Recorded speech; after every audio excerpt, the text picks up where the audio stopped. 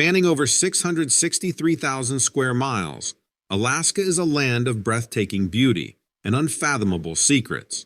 Its vast forests, rugged mountains, and remote valleys remain largely untouched by man, a wild frontier where the unimaginable roams free. But beneath the awe-inspiring landscapes lies a realm of mysteries that defy explanation and challenge our understanding of the world. In Alaska, where the wilderness stretches beyond the horizon, countless stories have emerged, tales of towering figures that stalk the edge of darkness. From the elusive Sasquatch to the menacing Dogman and Wendigo, these are not mere legends, but whispers of something truly otherworldly. But perhaps more chilling than the sightings of these cryptids are the stories left untold. With over 1,000 missing persons cases remaining unsolved, Alaska has one of the highest per capita rates of disappearances in the United States. What secrets lie hidden in the vast, unexplored wilderness? How many have ventured into the unknown, never to return, their fates intertwined with the very mysteries we seek to unravel? Join us as we dive into first-hand accounts of encounters that defy explanation, tales from the edge of reality itself, from the shadows of the Alaskan wilds to the darkest corners of fear and fascination. We bring you stories of the unseen and the unheard. My brother has always been the adventurous type. Growing up, he was the one who'd lead us through the woods behind our house, making up stories about the creatures that lived there. He had this way of turning every little outing into an adventure. I remember how he'd talk about joining the military like it was just another adventure waiting for him. And when he finally did, it was like he found where he was supposed to be. Alaska, with its endless wilderness, was like the ultimate playground for him. He thrived in that environment, soaking up the rugged beauty. It was more than just a posting for him. It was a challenge, a chance to prove himself against the elements. Before the night in question, he'd tell me stories about the northern lights, the wildlife, and the raw, untouched landscape. It was clear he loved it there, despite the harsh conditions. But after his encounter, his stories took on a different tone. This whole thing originally went down around Christmas time, which, up there, means it's not just cold. It's that kind of cold where the air bites at you, and the snow just doesn't stop coming down. He and a few buddies had gone out, visiting friends, just trying to make the most of their time off. They were driving back to town, late at night, on one of those back roads that feels like they're miles from anywhere. There's 3 other people in the car with him, just laughing and talking about the night. But as they come around this bend, the headlights catch something by the side of the road, and not just anything expected, something surprising and something big. They all see it as they're passing by. This figure, I guess you could call it, hunched over by the trees right next to the road, close, like 20 feet away close, just watching them as they go by. And just like that, the laughter stops. Everyone's silent. I mean, what do you even say when something like that happens? After they pass it, things are quiet for a bit, until one of the passengers, she asks my brother if he can turn around. She wants another look at whatever that was. There is a lot of talk in the car as to whether or not that was a good idea. One of the guys was adamant that they do not go back, but my brother and the other 2 people were interested in checking it out. So, with the 3-to-1 vote, my brother does a U-turn, and they head back to where they saw this thing. I guess curiosity got the better of them. As they get closer this time, someone shines a flashlight towards where this thing was standing, and that's when the screaming starts. Because there, in the beam of the flashlight, they see these red glowing eyes staring back at them. Can you imagine? Red eyes just cutting through the darkness, looking right at you. That's when everyone else in the car starts screaming too. And hearing it described in detail through my brother's eyes made it seem all the more real and terrifying. Standing tall, he said that the creature's height could easily surpass 8 feet, dwarfing any human in comparison. Its body was covered in thick, matted fur, dark brown to black in color, which seemed to absorb the headlights rather than reflect it. The fur was long and unkempt, suggesting a life spent in the harsh wilderness, battling the elements. He also said that the most striking feature were its eyes. When caught in the flashlight's beam, They glowed this ominous red, like coals smoldering in the dark. He knew that they weren't the passive eyes of a curious animal. He said they held an intelligence as they stared at the car. The face was partially obscured by the shadows and its own fur, but my brother recalled a broad, flat nose and a wide mouth that was more human-like than he would have ever expected. Its arms hung low, nearly reaching its knees, suggesting immense strength, and its hands appeared large with fingers that were tipped with what he could only assume to be sharp nails, hidden in the darkness. Despite its size, it seemed perfectly at ease in the wooded environment, moving with a surprising grace. Now, here's where it gets even crazier. Right as they are taking this all in, the car stalls, or stops running, or something. My brother can't remember exactly. He was so freaked out. But there they are, stranded in the middle of nowhere, with this huge, unknown thing just outside. And my brother, he's just acting on instinct at this point, trying to get the car started again without wasting a second. Somehow, he gets the car running again, and the moment it starts, everything inside goes quiet. They just want to get out of there, fast. They're all looking out the windows, trying to see if this creature had moved or if it was still there. But all they see is snow and trees, nothing else.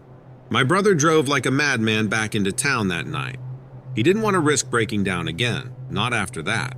When they got back to his place, that's all they could talk about. What was it? How scared they were. Now, I don't know if any of them went back later to look for tracks or anything, but I do know my brother never brought it up again. Not until he told me. And it's strange, isn't it? How something like that can happen, and it's like the world just keeps on turning, oblivious. My brother? He always kind of believed in Bigfoot even before this, but after that night, he was convinced, more than convinced. And telling me about it, I could hear it in his voice. This wasn't just some story. For him, it was real. It was something he couldn't explain, something that stayed with him. And honestly, hearing him talk about it, how can you not wonder? How can you not think maybe, just maybe, there's more out there than we know?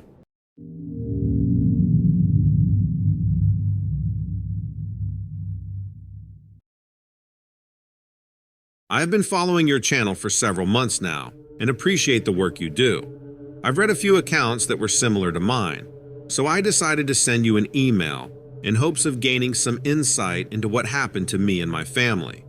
This encounter happened while we were on vacation in 2007 in Alaska.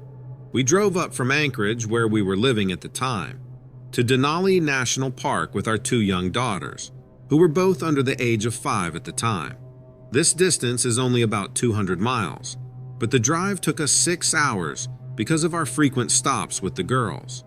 We had booked a small cabin just outside the park entrance and planned on staying for a week if all things went well. But you know how it can be traveling with small children, and so we weren't convinced we would make it the full week. On one of those days, we decided to just take a drive through part of the park. The road into Denali National Park heads west towards Kontishna.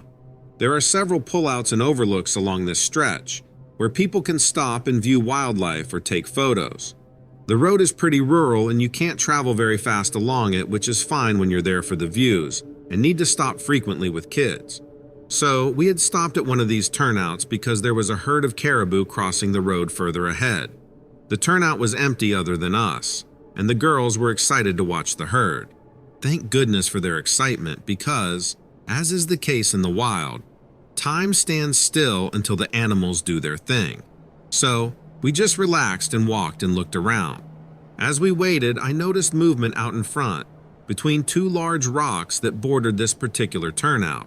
As I looked closer, what appeared to be something strange seemed to emerge from behind one rock, and then disappear behind another adjacent rock nearby.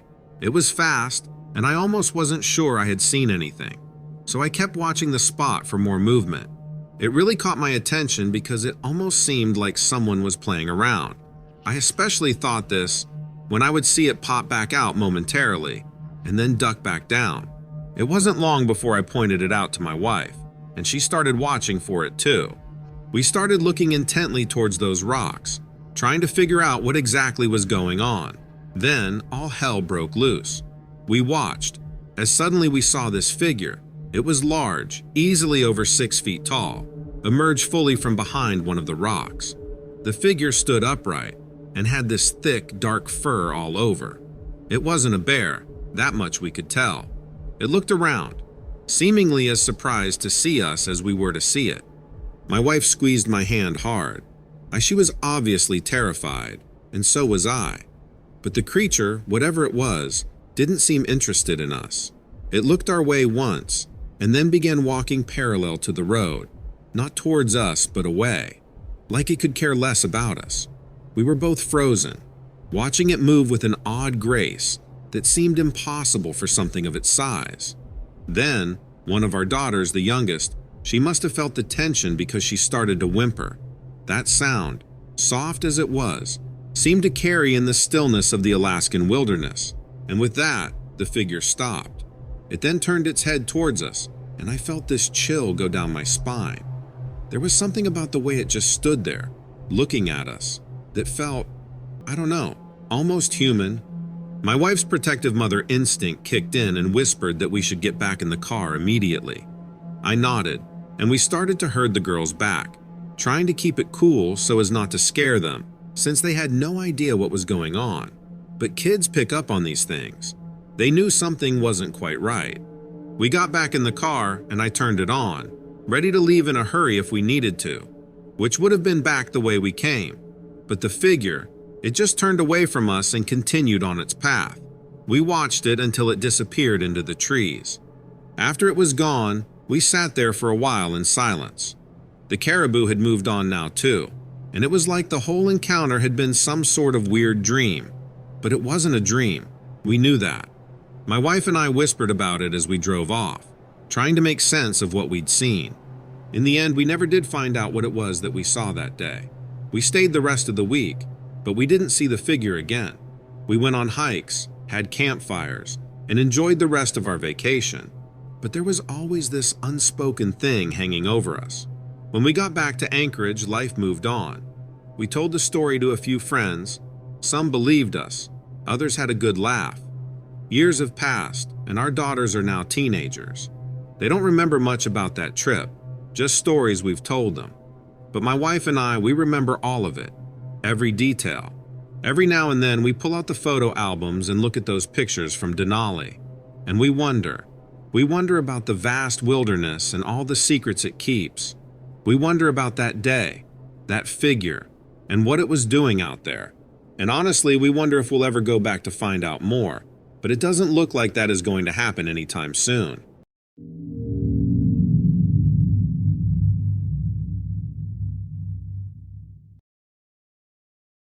Hey there, I've got a tale for you. You might find it a bit out there, but stick with me. It's about this one time I ran into something downright bizarre. I'm Richard, by the way. I'm from a spot in southern Louisiana, Lake Charles to be exact. It's way west of New Orleans, close enough to Texas that you could drive there in less than an hour. So, I've been tuning into your channel for a good while, always kicking back to listen to the wild stories folks have about cryptids and the like. It's kind of my thing. Been fascinated since I was a kid.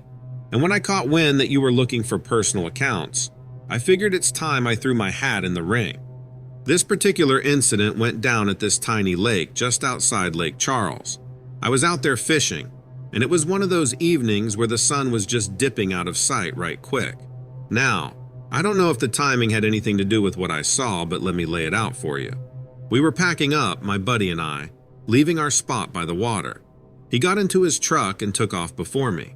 He heads out a different way since his place is in a totally different direction. No sooner had he left than something strange grabbed my attention. There's this little island nearby, nothing but tall grass, and something was moving out there. It looked like a person, all hunched over like they were searching for something they dropped. Then, in a blink, they snapped upright. It was weird the way it moved, all mechanical-like. So, I'm standing there squinting at this thing, about 100 yards off, and it whips around to face me, freaky fast. What got me was how it spun without moving its feet, which I almost didn't share that part, but I swear it moved without moving, if that makes sense. So now this thing was standing upright, and it had to be around 6 feet tall, maybe more. Its skin was this murky green color, like pond scum, and had a texture to it that reminded me of alligator hide, rough and ridged. The eyes, they were large and bulbous, a deep yellow color with slits for black pupils. They caught the light in a way that made them seem like they were glowing. Its head was elongated, kind of like you'd picture a dinosaur's, with these bony ridges going down its back. The arms were long, too long for its body, and they ended in these clawed hands that looked like they could rip through metal. The torso was thick and muscular, like a bodybuilder's, but it was the movements that were the most disturbing. They were too precise, too deliberate, not at all like a person or an animal, like a mix of things, like some weird hybrid creature. And then the wings. They weren't feathery, but more like bat wings, all leathery and veined, stretching out wide from its back. They had to be twice as wide as it was tall. Easy. When it unfurled them, it was like watching a curtain being pulled back, revealing something you wish you could unsee. It didn't make a sound, not that I heard over my own heart hammering in my ears, but the way it moved toward me, it was fast, but it wasn't running, not like a person. It was more of a lunge, using its wings for balance, or maybe to make itself look even bigger, more intimidating. The legs, I almost forgot, they were thick and ended in what looked like three-toed feet, but with talons, like a bird of prey, except this bird was straight from some prehistoric era. When it jumped, that's when I knew this wasn't just something I should recognize. No human moves like that. It was like gravity didn't apply to it the same way. It leaped into the air, wings spread, and took off with this strange gliding motion. It wasn't graceful, but it was effective. I didn't freeze up, thank goodness. I bolted to my car, cranked it up, and floored it. That thing? It launched into the air, wings outspread, like some giant bird. But something about it was off. It didn't fly right, especially after that whole body-twisting stunt. I didn't dare look back until I hit pavement, which was about a mile down the road. My mind was all tied up in knots.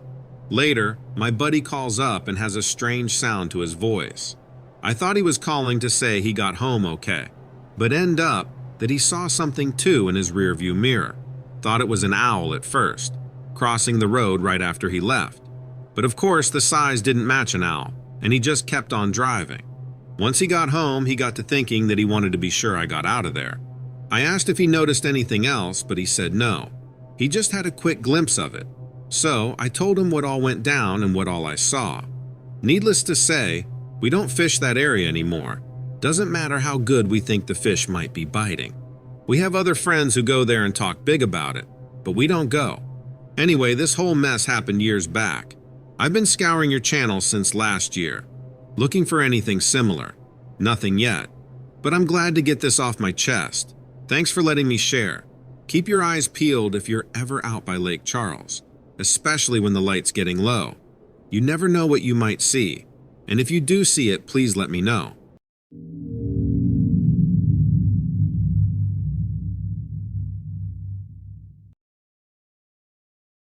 Before I get into the meat of this story, I feel it is necessary to provide some context. I need to bring you into the orbit of the world I used to live in. The year was 2015, a time when life for me was just about solitude and the tranquility of the wilderness. I was a man living on the fringe. I was a bit reclusive, you might say. I was choosing the company of nature over the hustle and bustle of human existence. But on one fateful night in late September, the tranquility of my world was shattered, and it hasn't been the same since. The place I called home was not your typical suburban house or modern city apartment. No, my home was a rustic cabin that lay deep within the heart of the Florida Everglades. I was far removed from the noise and distractions of civilization. The cabin itself was nothing grand. But to me, it was a fortress of solitude, a retreat where I could get lost listening to the wind and the sounds of nature. The Everglades is a unique region of wilderness. It is a sprawling landscape in southern Florida filled with lush greenery, murky waters, and rich biodiversity. This marshy wonderland stretches as far as the eye can see, with towering cypress trees standing as ancient guardians over the swamp. The swamp was an integral part of my life. It was my backyard, my fishing pond, my slice of wild heaven. Nearby, the meandering waterways teemed with an array of wildlife. Alligators basked in the sun, herons hunted in the shallows, and the occasional deer would stop by for a drink. As an individual who appreciated the wonders of Mother Nature, this vibrant ecosystem was my source of constant fascination and tranquility. Yet this seemingly idyllic paradise turned into a hunting ground on that bone-chilling night in September. Just as midnight was closing in, the cacophony of the swamp fell eerily silent. The crickets stopped chirping and the frogs ceased their croaking. At the time, I was sitting out on my porch enjoying the night when I noticed a peculiar movement in the water. It was an odd disturbance that was out of sync with the usual rhythm of the swamp. I pushed myself up from the worn-out wooden rocking chair on my porch and squinted into the moonlit marsh. All the while, my heart was pounding with a rhythm of unease. A peculiar disturbance caught my attention. Something was disrupting the water's natural flow and creating ripples that seemed alien to the rhythm of the swamp. I knew something wasn't right, and that was more chilling to me than the night air. Emerging from the murky depths, I watched as a figure began to take shape, solidifying my fears into a tangible reality. It was a hulking figure. The silhouette was monstrous and towering in the moonlight. It had to be at least 8 feet tall, the height itself invoking fear. This was not a creature that belonged in the Four.Everglades. It didn't belong anywhere on Earth for that matter. Its eyes were what caught my attention next. They were an ugly yellow, the color of decay and disease. They pierced the gloom like a pair of glowing embers. They radiated an intense evil light. The glare was hypnotic and captivating, yet filled with an intensity that made my blood run cold. As my gaze descended from its eyes, I took in its entire face. A face that could have been ripped straight from a horror film.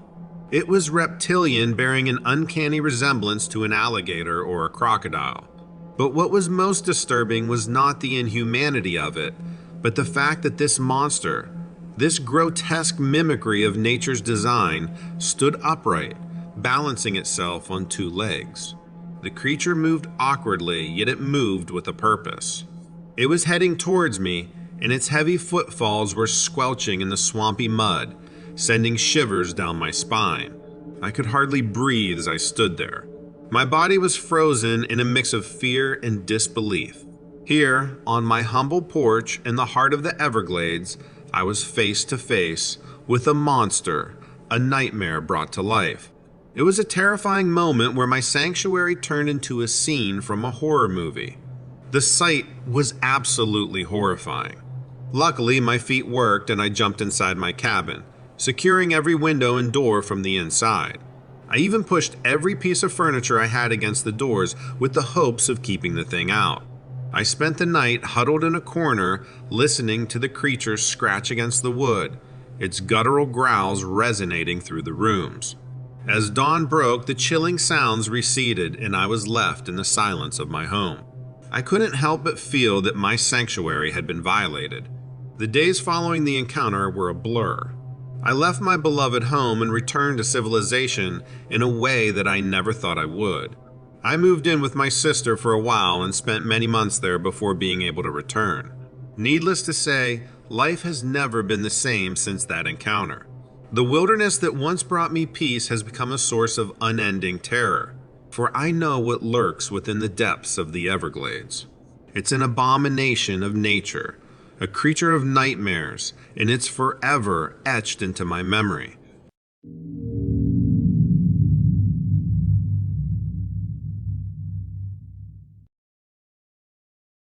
There's a ritual in the national park where I work. Until recently, I didn't quite understand it. It felt like some sort of hazing, like a prank reserved for the newest ranger. Our park is vast. It's the kind you have to dedicate a whole weekend to if you really want a taste of what the woods have to offer. There's more beauty out here than you could possibly see in a single day. I guess there's ugly out here too.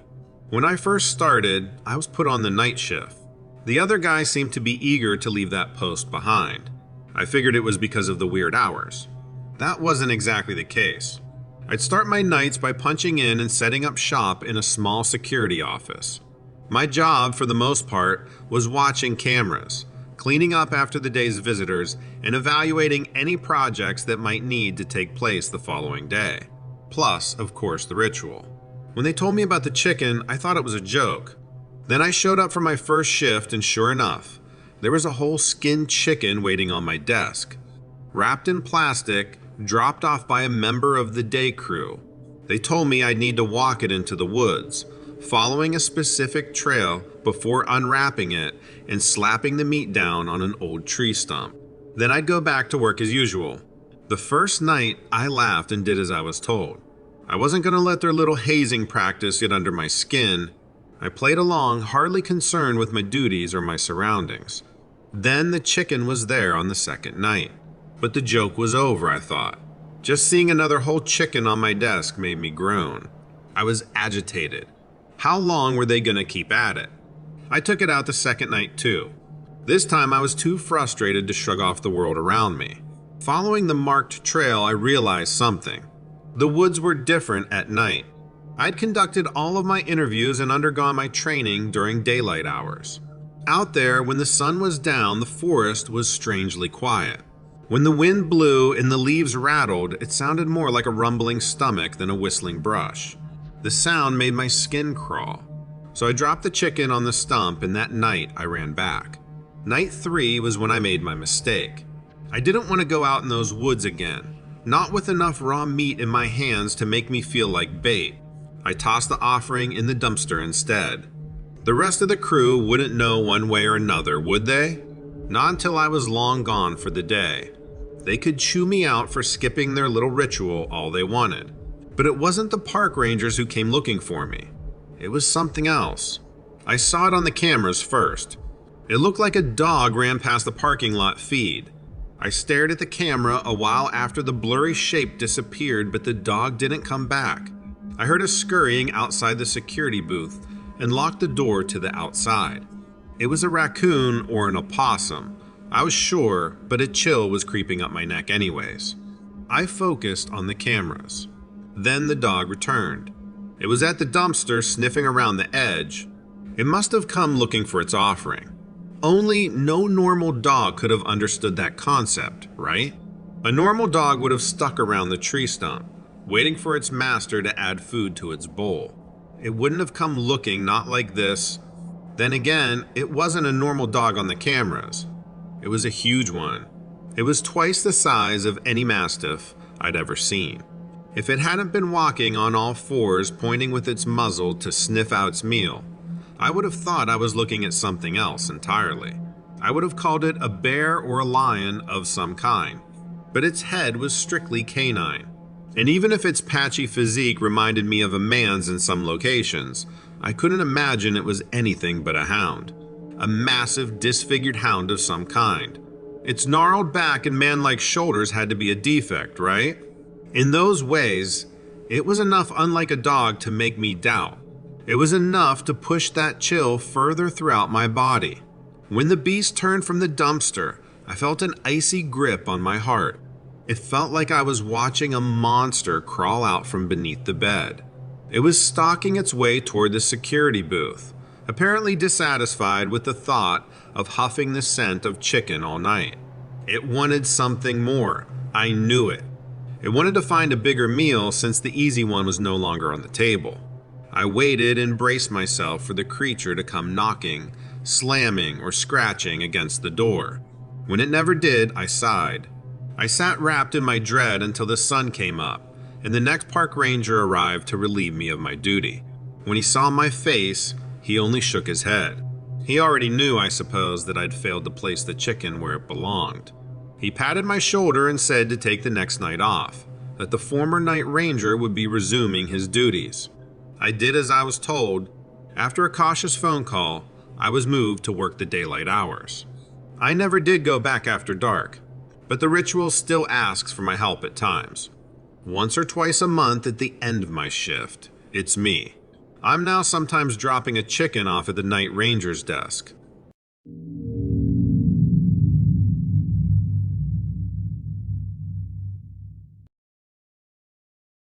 Not a lot of people from outside of Montana know about the beauty of Flathead Lake. Unless you're really invested in the world of fishing, there isn't much reason to learn about our little body of water. I shouldn't say little, I guess. Flathead Lake is massive. Almost 200 square miles, if I remember right. You can check out that stat. I know I'm not too far off. You can check any part of this story, actually. I'd love to be proven wrong. I'd love to know what happened on the surface of Flathead Lake. I'd settle for anything other than what I believe right now. I was out kayaking and planning to go from one side to the other.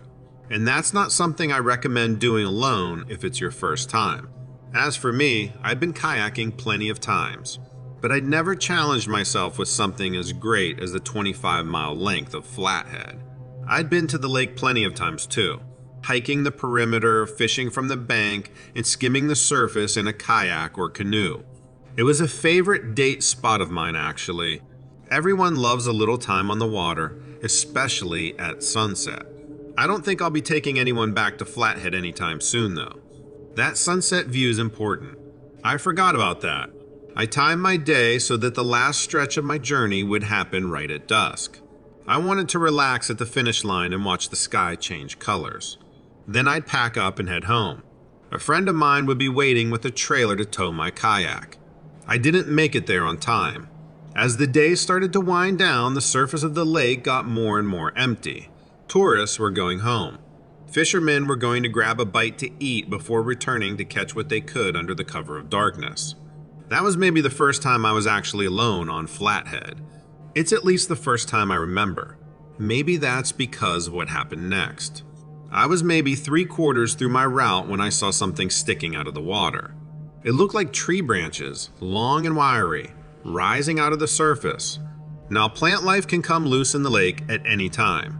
Trees can fall and be washed into the water, only to turn up later, more buoyant and rotten. Something about this was different, though.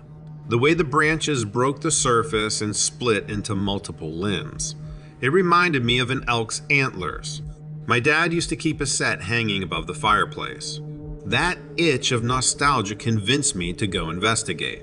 I knew the horns or branches or whatever they weren't naturally occurring in that spot. I expected to run into a log, push it aside, and return to my night on Flathead. The branches didn't budge, not at first. They certainly were buoyant or floating, and they definitely didn't show any signs of being strips of rotted wood. They were covered in something smooth and damp. It reminded me of a fish's skin. Small scales so tightly grouped that they feel like one smooth surface. It was all wrong, all of it. That sense of touch had me so confused that I convinced myself that this mystery was mine to solve. I grabbed the branches with both hands and tried to shake them. Then something moved under the water. There was a ripple on the surface that rocked my kayak. The branches turned as if there were eyes attached to each stalk that wanted to look my way.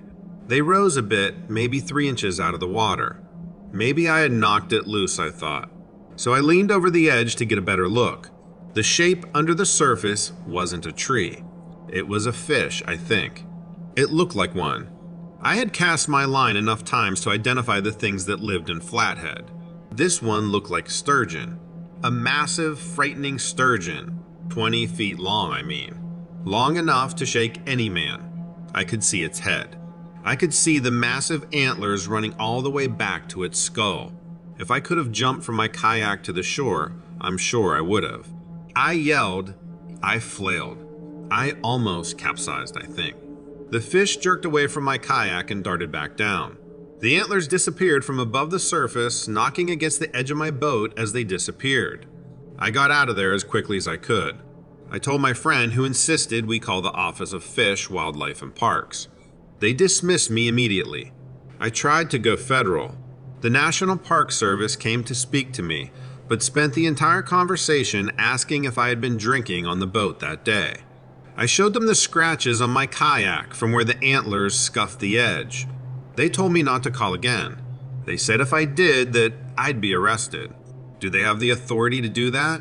What crime would I be guilty of exactly? It didn't make sense to me then, and it doesn't now, but what am I supposed to do? I asked around after that. I talked to some locals. I'm not the only one who's seen something on that lake. Apparently, weird sightings go back for hundreds of years. Could the fish I saw have been that old? I didn't think something like that was possible, but I felt it in my own hands. I touched it, you know? I can't pretend that didn't happen. It's all I talk about now. My friends, even the one who was there that day, have started to look at me with fatigue and concern. I'm that guy. I'm the guy at the bar telling a story that you don't believe. After all, you don't believe me now, do you?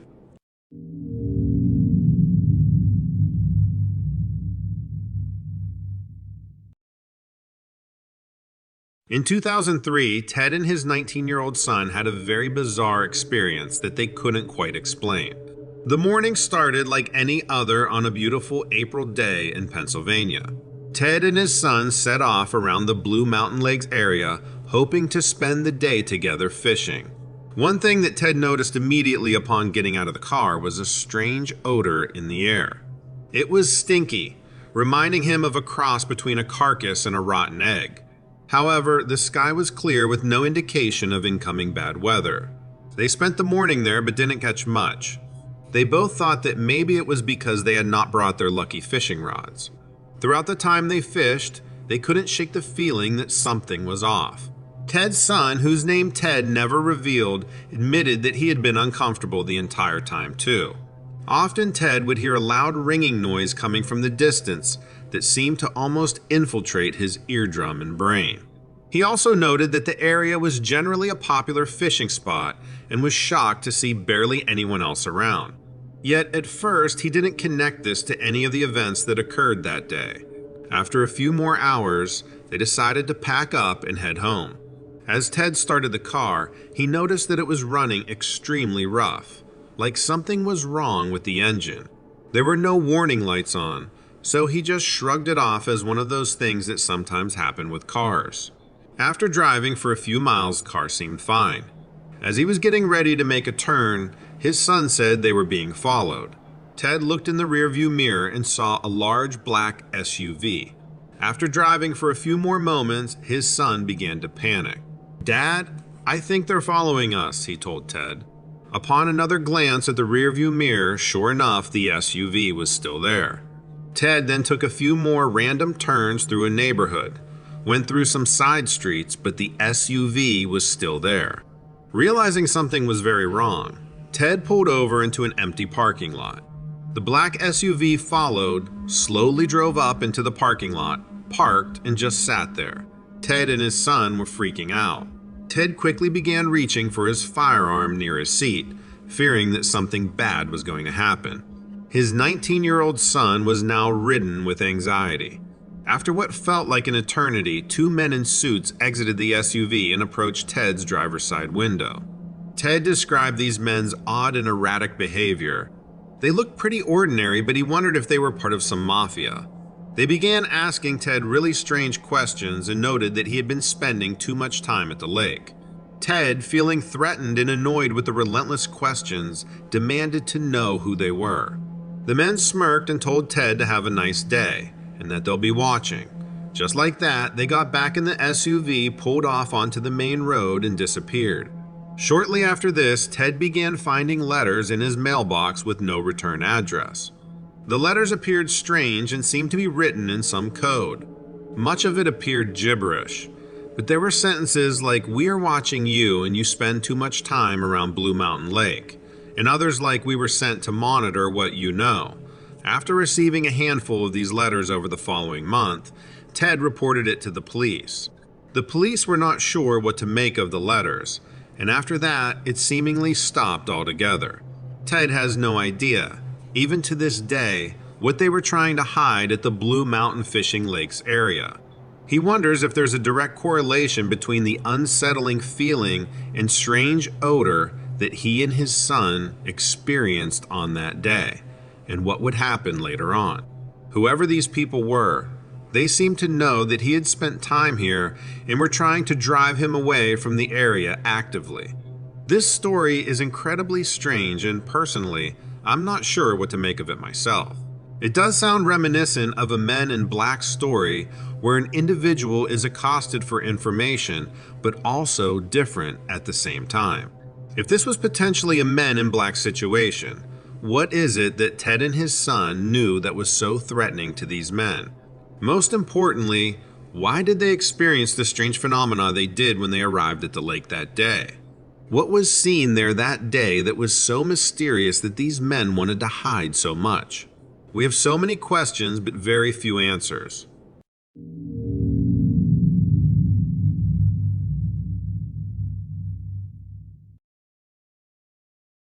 There's an old abandoned house in the woods behind my childhood home. You know that a house is old when it is so forgotten that a tree grows up through the floor and out the ceiling. When we were young, we called it the tree house. The paint was peeling and the roof had collapsed in a few of the bedrooms, but it was still the perfect hideout for a bunch of kids with nothing to do. It made the woods seem more interesting. We used to make up stories about the house and whoever might have lived there. They must have been cowboys, we said. That's how old it was. We said they were either cowboys or criminals, maybe both. Why else would the house be so isolated? We used to joke that they probably buried their guns or their bounties somewhere on the property. We even dug a few holes to make our fancies feel more tangible. All we ever found was bones. But they were not human. They were too small. We figured they were animal bones of some kind. Either way, they didn't hold our attention for long. Eventually, we were teenagers and we were using the house to drink or smoke.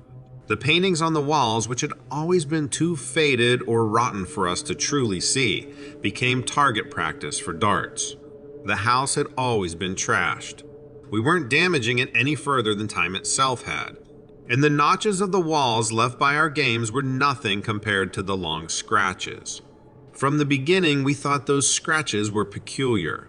4 deep grooves running horizontally from room to room. It was like a wide fork had been plunged into the walls and dragged around the perimeter. We never imagined what actually could have made those markings. The day we learned the truth and saw it for ourselves was the day we left the treehouse for good. One night there was a knock at the door.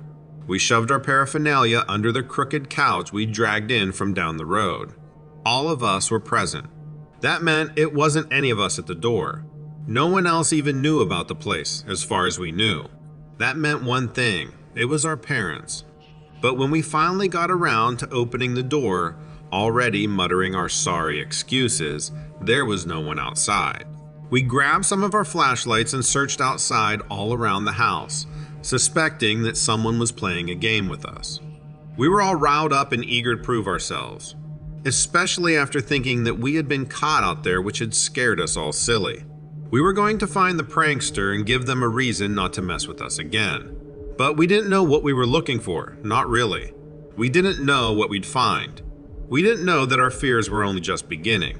Then something like the sound of a shovel dragging across stone started to drift to our ears from inside the house. How had they gotten around us to get inside? We didn't know. We didn't care. We just wanted to find them and let them know this was our place. It seemed important at the time. We hadn't seen it yet. But when we got back inside, we did see it. It was an adult. We knew that much because it stood as tall as our fathers. But it wasn't a man. And it wasn't a human. It had a bald, engorged head. Its eyes were bulbous and a little too far apart. Its mouth was wide and open, drooling and flashing rows of tiny needle-like teeth. Its skin was white and looked sticky. It looked like taffy that had melted in the sun. But worst of all was its hands. At the end of its arms were a set of hands that seemed to be stretched out, like each finger had been pulled out of socket. They were 3 times the length they should have been, and each digit ended in a sharp claw. Those claws were digging into the walls. They were carving a path, 4 rows from corner to corner. When we walked in, we interrupted. Those dark eyes jumped to us. It hissed and snarled. I'm not sure who it was, but one of us threw up. We cried, screamed, made an absolute mess of ourselves, and ran. We bolted out of that house, convinced that the creature was chasing us. One at a time, we risked a glance back. We were confident it was there, jumping between the tree branches or vaulting over the brush. Whether it really chased us or not, I don't know. The pursuit might have been a dream, something illustrated by the potency of our dread. It might have been a survival instinct, a way to convince ourselves to keep running, even after our lungs burned and our legs felt like jelly. But what we saw in the treehouse was most assuredly not a dream. It was real. It was flesh and bone and every type of wickedness. Those wide eyes, those teeth told us everything we needed to know. We were in its home. We had been trespassing for a long time. And if it caught us, we were doomed. They'd find us in pieces. Lucky for us, we were all faster than we looked. We tried to tell our parents. They scolded us for smelling of tobacco and alcohol. They feared that we'd tried something else out there, something that created the illusion of a monster. We were reasonably punished, grounded. Our chores were doubled, but I don't think any of us cared. We were saved, weren't we? They said we couldn't leave the house for months. In the end, the truth is that it was years before I ever wanted to leave the house again.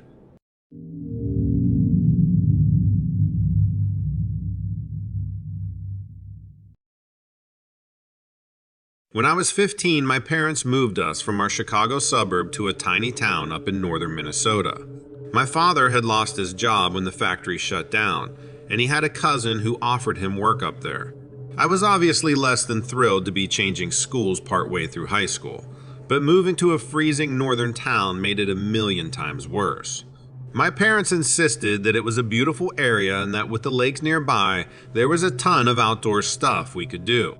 We moved in June just after we finished the school year. As it turned out, the summer wasn't awful. It was surprisingly hot. My dad's cousin let us use his boat, and we spent a lot of time out on the lake. Dad took us fishing a few times, and we even started playing hockey just to fit in. Then, in the fall, school started. The new school we went to was ridiculously small compared to my school back in Chicago. But I made some friends pretty quickly, and I decided that I could survive these last 2 years before returning to Chicago for college. Then, winter hit. Winter in Chicago had been tough, so I thought I was prepared. Nope. This was absolute hell. The temperature was regularly in the single digits, if not below zero. Also, we were close enough to the lake that the wind chill dropped at another 20 degrees. I barely left my room most days, except for school or hockey practice. By February, I was going stir crazy. Then by spring, we started to get warm spells, and out of desperation, my brother and I begged my parents to take us somewhere, anywhere. They ended up suggesting we spend the weekend at a state forest about an hour away. Our parents had bought everyone kayaks for Christmas as a peace offering for having to move. The park had tons of lakes and rivers, so we were going to kayak and hike and camp overnight. We got to the park Saturday morning, no problem. We found a campsite, set up, and then lugged our kayaks to a launch point. We kayaked around the lake for hours, taking pictures of wildlife, fishing, and just hanging out. When we returned to the campsite, we walked around for a little while, then made a campfire and had dinner. Despite the abnormally warm day, it was still supposed to get cold overnight, so we had brought extra blankets and lots of them. The kayaking had taken a lot out of us, so we all fell asleep right away. In the middle of the night, I woke up needing to go to the bathroom. I ignored it for as long as I could, not wanting to get out of my sleeping bag, but eventually I had no choice. I wrestled my way out, trying not to wake my brother up, and threw on boots and my coat. The tents were in a clearing, but there was a small stand of trees maybe 20 yards away, so I headed there. I definitely wasn't going all the way to the campsite bathrooms. I didn't bring a flashlight because the moon was bright enough that I could basically see where I was going, and I wasn't going far anyway. I stepped a few feet into the trees and took care of business. Just as I was finishing up, I heard a sound. Definitely an animal sound. I wasn't scared, just curious. I was still getting used to seeing wildlife everywhere, and I had a running tally of the things I'd seen in the wild lately. I was hoping it was something cool, like an elk or moose, maybe even a wolf, although that probably would totally scare me. I stayed silent, waiting to see what it was. I heard a few more faint sounds but couldn't see anything. I was freezing, so I decided to head back to the tent. Just then I saw something moving between the tree branches. Based on how tall it was, I was sure it was definitely a moose or elk. I thought about trying to wake my family up quietly because I was sure they wouldn't believe me. But I was afraid it would be gone before we could all get back to see it. So I stood still and kept watching. After a minute, I saw a flash of something moving again and heard it getting closer to me. It came out from between a stand of thick evergreen trees. At first, I couldn't figure out what I was seeing. I saw the face first and immediately thought wolf, but the head was way too high. Besides, the face was just wrong. And then out came the rest of it, and I saw its body. It was walking on two legs. It was tall, at least 8 or 9 feet tall. The body wasn't completely human. The arms were too long and it was slightly hunched. The legs were muscular and all 4 limbs ended in claws. The whole body was completely covered in fur. It was dark brown, almost black. The creature stared right at me with glowing amber eyes that were far too intelligent. It opened its mouth and let out a weird half pant, half grunt, letting me see its razor-sharp teeth. That was enough to send me running.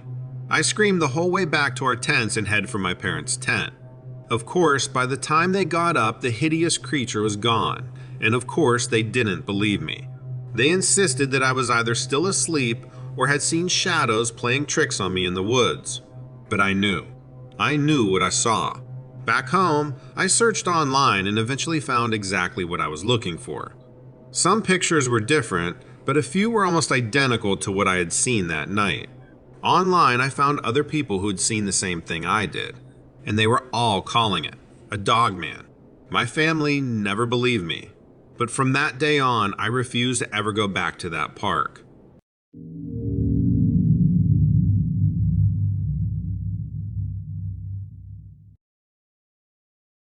I don't want to make a big deal about this.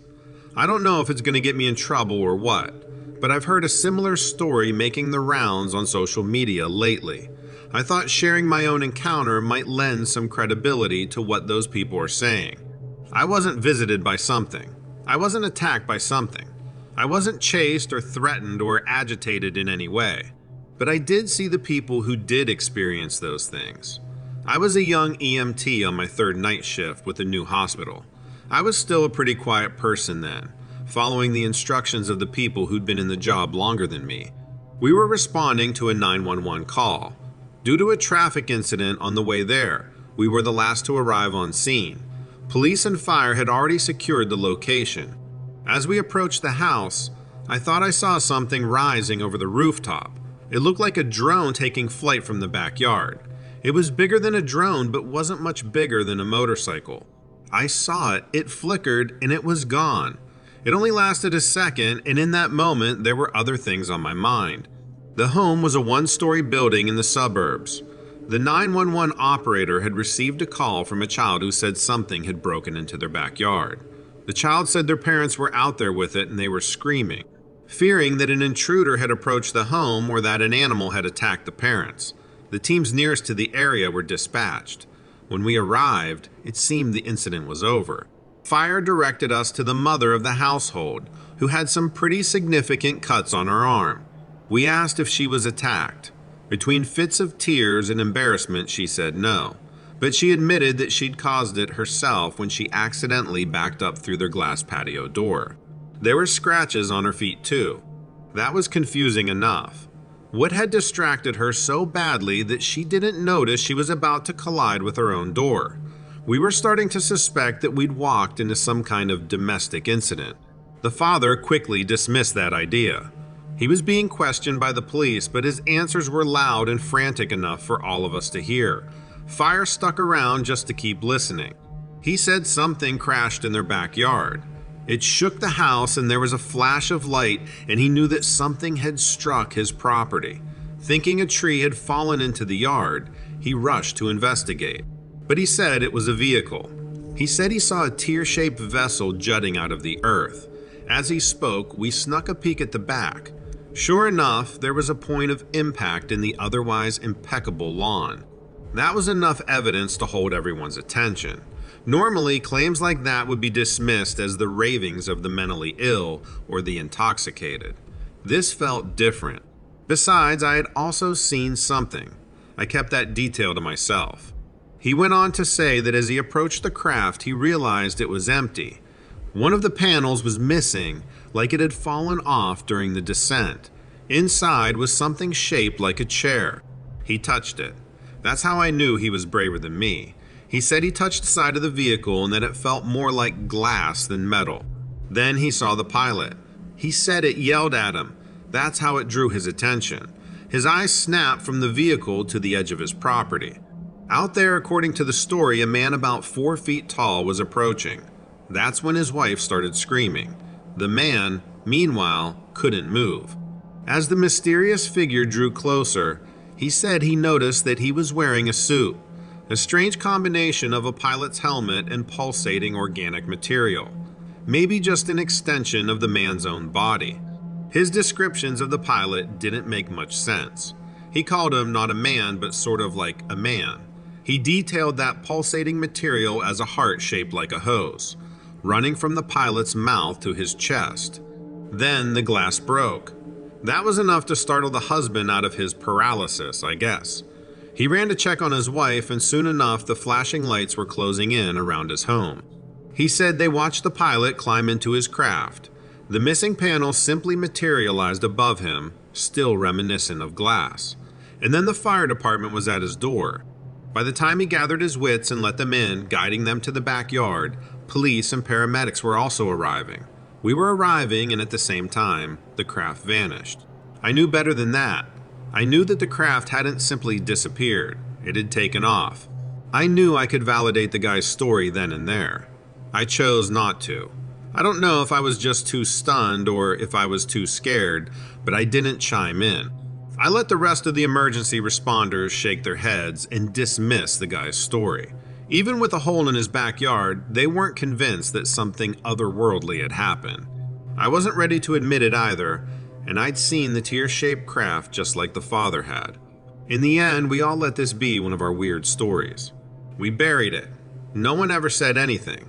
No one asked any questions, even after that family fled the city in fear. But now similar stories are coming out, aren't they? Now I'm not the first one to stand up. It's easier with a group, I guess. These strange occurrences, the encounters you can't quite believe, I've seen them and they're absolutely real.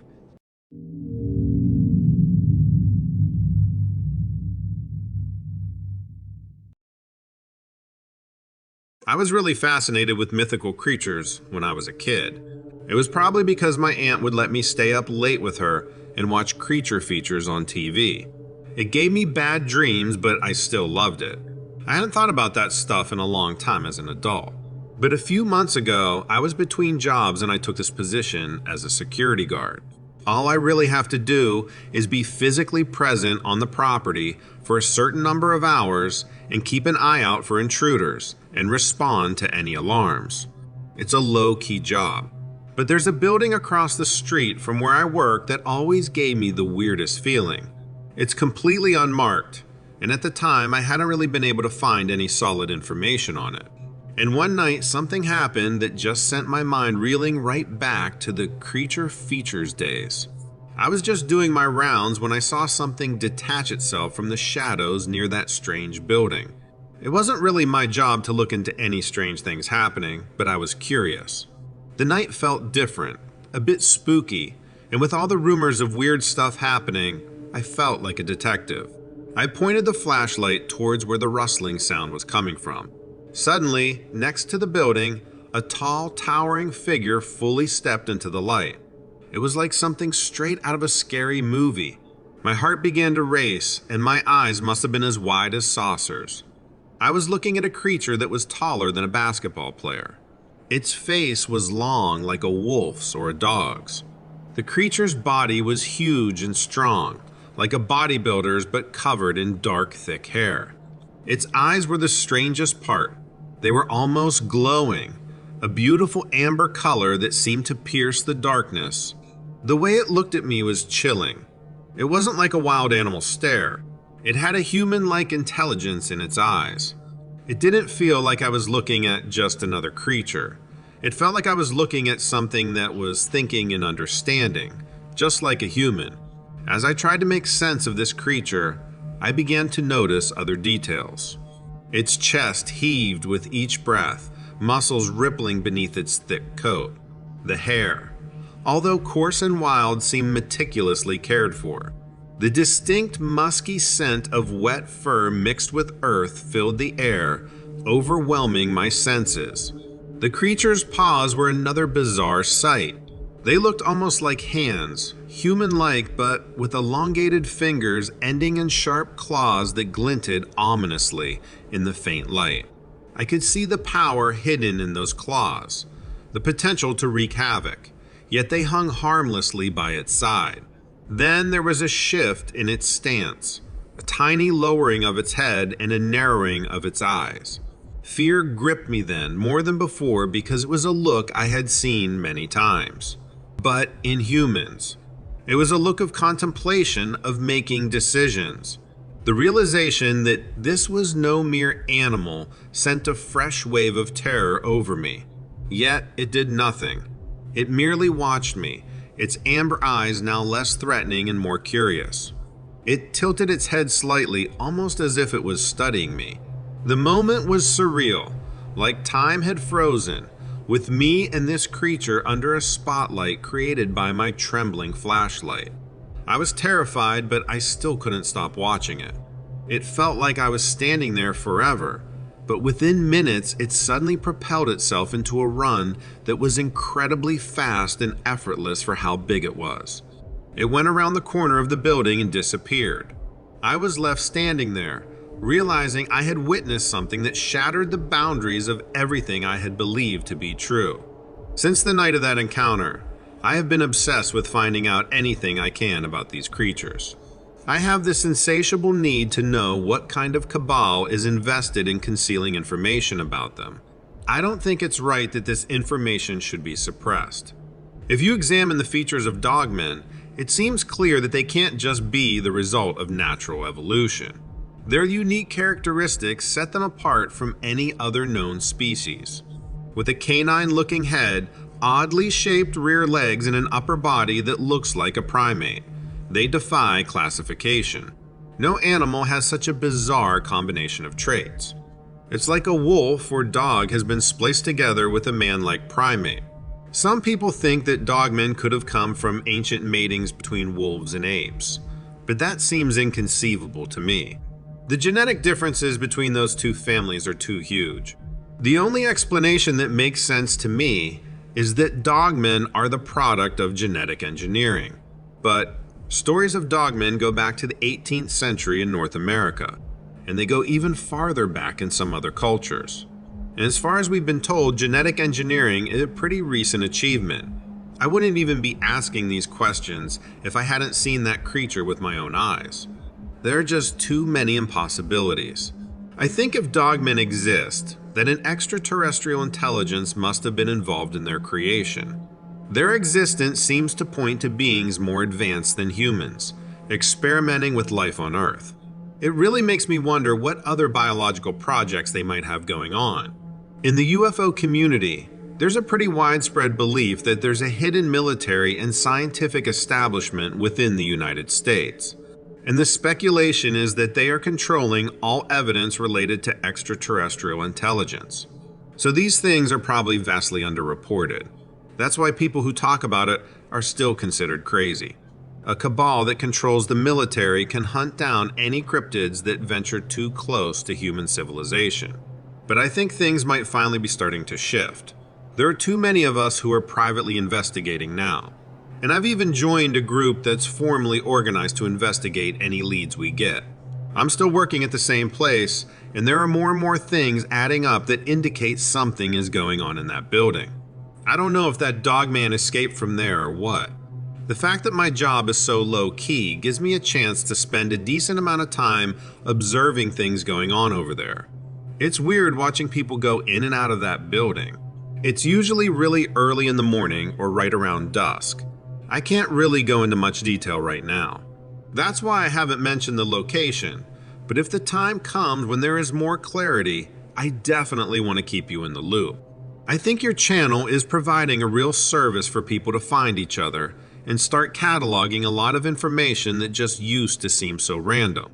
Seeing that dogman really woke me up and reminded me that there are a lot of forces at play that need to be brought out of the darkness.